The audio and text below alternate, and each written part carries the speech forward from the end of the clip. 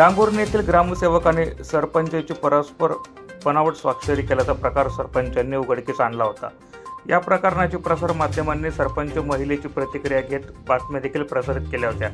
त्या प्रसारित झालेल्या बातम्यांची दखल घेत शिंदखेडा पंचायत समितीचे गट विकास अधिकारी कपिल वाघ यांनी या प्रकरणाची 8 एप्रिलला चौकशी होणार असल्याची माहिती दिली आहे। तसेच या प्रकरणातील दोषींवर कठोर कारवाई करण्याचा इशारा देखील त्यांनी दिला आहे।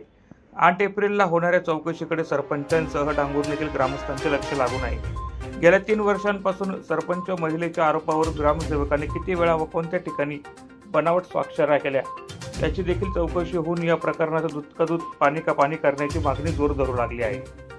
प्रतिनिधी सुनील निकम, माझा महाराष्ट्र न्यूज, धुळे।